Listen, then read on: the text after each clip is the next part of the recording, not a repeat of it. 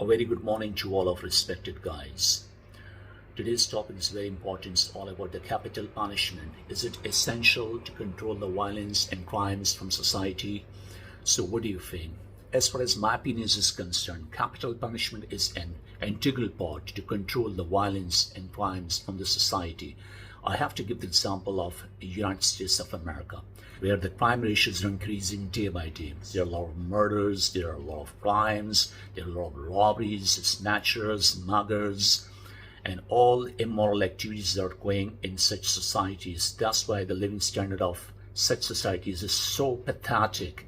People are saying that we are going to the United States of America, but according to me, this is one of the worst country ever. I'm so sorry to say. I'm not talking about the technology point of view. Technology point of view is the most developing country in this world.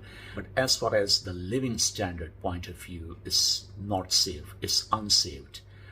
People are threatened. They cannot save themselves from the daily crimes and daily robberies. So you see about the culture is not good there, means there are a lot of vulgarities there. The people who spend their lives there, they are not as much as good as you see them in their own native countries. Most of them, they are unmarried, and they mostly spend their life in living relationships, which is not good, which is totally immoral, which is unethical, which is prohibited, and I must condemn it. When you see about that, they have the bad society, they have the bad system. Most of the people are unrecognized about their father. So obviously there's a lot of frustration, and this frustration is so dangerous for any kind of the society. But if you compare America and other countries with the Gulf countries, you see there's a lot of peace. They have such a great, tremendous opportunities for overseas in their countries. In all Gulf countries, you see about that there's no threatened warning from anyone. There's no assassination from other people's side. There's no gang war. There's no mafia. There's no corruption. You see about that their leaders are good. They have the good technology. They have the good system. They have justice for each and every one. Personally, I'm living in UAE. Here is no one can rob you, no can give you threat, no one can steer continuously to any female without her permission, because there are strict laws for everyone. Everyone is genuine here. Everyone is following the rule and regulation. There's a check and balance. Everywhere is the cameras. They are introducing the new technology through which they secure the people. They have the insurance, they have the health card, they have each and everything for their citizens, and they are securing them. And there's a proper, well-organized system through which the system is flourishing. The people are just giving their 100% contribution to develop these countries. I must say, because they have the strict laws, they have the strict rule and regulations. If you will implement the capital punishments, you can control the violence. That's true. Because this is the fear of punishment that which stops you from immoral or bad activities or from sinful activities. If you're giving much independence to a person, who would tell you that which is your boundary, which is your line, which is your red line? Maybe sometimes the independence is just crossing your red line, and I have seen that in underdeveloped countries. You know that the people are talking on two things very often, which is very, very strictly in other countries. They are not supposed to give you any permission to talk about two things. One is religion and second is politics. But in third world country, everyone is talking about religion. Everyone is talking about politics. In capital punishment, there's a death penalty. Most of the people are in the favor of death penalty. Most of the people are not in the favor of death penalty. But as far as my opinion is concerned, the death penalty is a big threat to those people who are doing something bad in this society, who are just killing each other. It's a jungle line in the third world countries. Lives are unsecured. There's a ransom, there's a kidnapping, there's a smuggling. They're spreading the weapons in the new generation. They're doing each and everything. Here's the question: that what is the cause of crime? Why the crimes are increasing day by day? For this, I have to tell you that it's all about not being well organized. We are not well organized.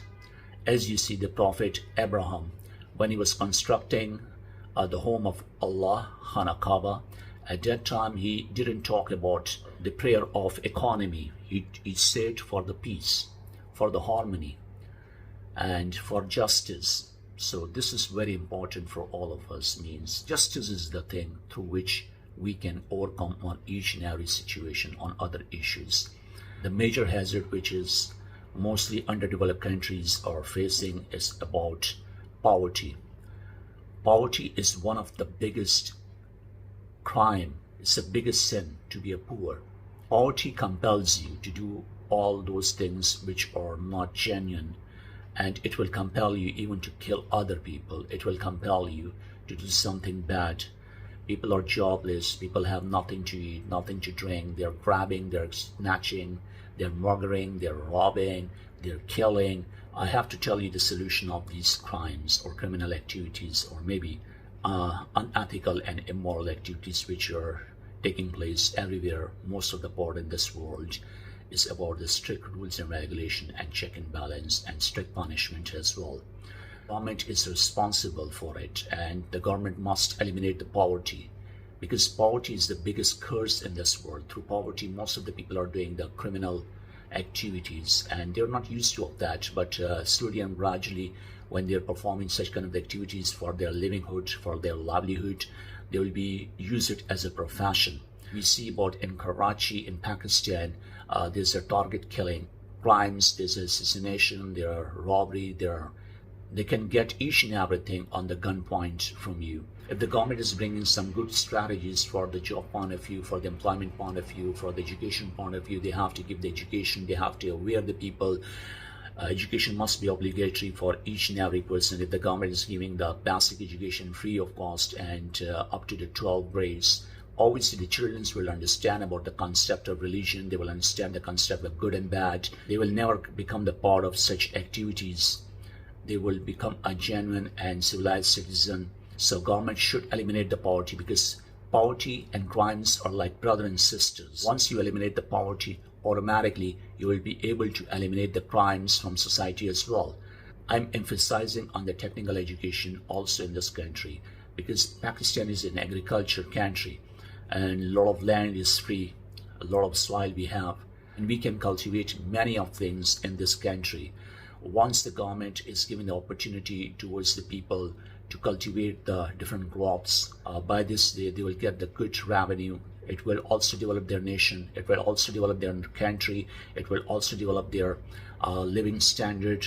So take the example of Chinese as the Mao Zedong, the chairman Mao, when he came into the government, the Chinese nation was totally addicted of opium.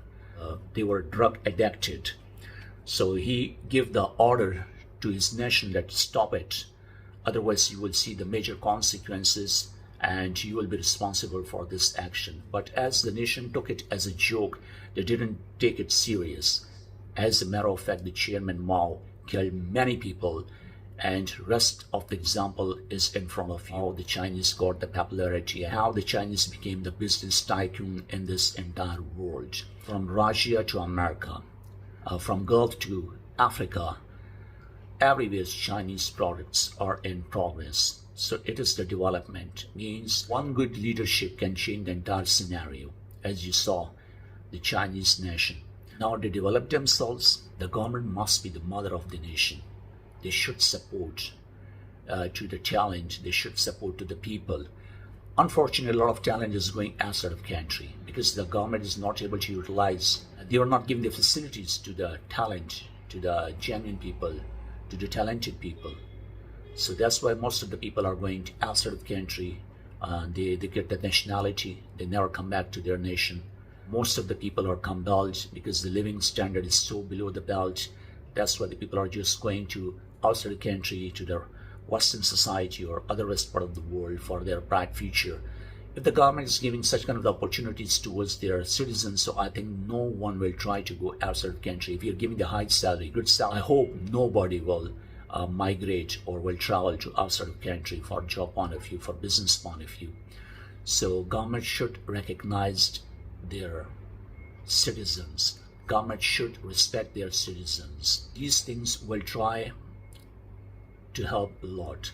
Education, science, technology, awareness, tolerance, patience, and good implementation of law, good check and balance, good rules and regulations, and accountability, strictness, capital punishment, economical growth, and technical education, self-responsibilities, patriotism, good leadership, good system, good import and export, good relations to rest of the world's countries, self-responsibilities, good ethics, good norms, good behaviors, good training, honesty, truthfulness, love, dedication, compassion can change your economical situation, and your country can touch the mark of development. Instead of being theoretical, we must be practical, because developed nations, they became practical in science and technology because they have each and every concept. I'm so sorry to say, in my country, when someone show me his degree, maybe MPhil, maybe PhD, or maybe any topic degree, I never impressed, because I never impressed from the piece of paper. I impressed from a person's capability, his ideas, his work, his dedication, his development, and his contribution which he did in his society. Unfortunately, a piece of paper cannot impress any nation. We guys have degrees, but we have no concept of knowledge, no concept of education, and no concept of practicality. No practical, only theoretical. It's an example of a guy who can drive theoretically and one guy who can drive practically. Who is the winner?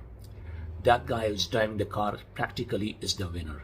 That guy who's driving the car theoretically is not the winner. Our society is in collapse just because of theory. We have theories, we have no practical. So this is totally a big destruction. Furthermore, that we glorify ourselves too much, like fabricated stories we have. We are always talking about the ancient and past stories. Once we had the Mughal Empire. So what? They had gone. Leave them, please. See your current situation. See your current position. Once these Mughals were making or constructing the big palaces for themselves, at that time the Europeans were constructing the universities. They were constructing the schools, the colleges. They're giving the education to their nations, and that's why the entire world is under the dominance of Western society, just because of their knowledge, their education, their strategy, and their planning. Because they were not thinking for themselves, they were thinking for this entire world. That's why maximum things they are sharing with us, and we are using their technologies. We are using their pills, we are using their medicine, we are using their home appliances, we are using their transportation, we are using internet, computer, each and every, even education. We borrowed the education system from Lord Macaulay, who was a Britisher. We don't have even our education system. Even the law is borrowed from the British. I think we must get the lesson from the Western society. We must learn from them. And instead of criticizing them, we have to learn from them. We have to develop ourselves. We have to know our mistakes. We should come out from the narcissism. It's so shameful for all of us. We are in modern time. We are in 2024. It's so shameful for us that ancient time the people were known as barbarians. They were known as savage. But what about us? We are also savage, we are also barbarian, but we are in a good dressing, we are in a good clothes. We are doing the same action they were doing thousand and thousand years back. They were killing each other, we are also killing each other. They were doing character assassination, we are also doing the character assassination. They were ruining others, we are also ruining others. So there's a big wake-up call for us. Listen to your heart, and you must be accountable of your personality. We should focus on our goals. We should focus on our dreams. We should leave a good example in this world. We should give a good example to this world. We should give the good development to this world. And we should understand, we should recognize our heroes. There's a huge misunderstanding in between masses and the government. Once the masses and government will get together, I think nothing can stop us from the development. Here the situation is this: the government is against the masses is against the government. Both are having quarrels, both are having dispute, both are having fights. We elect these politicians for our country and they do corruption. And finally, I just want to end my conversation on this quotation: united we stand, divided we fall. So may God bless all of us. Till then, take care of yourself. Bye-bye. See ya.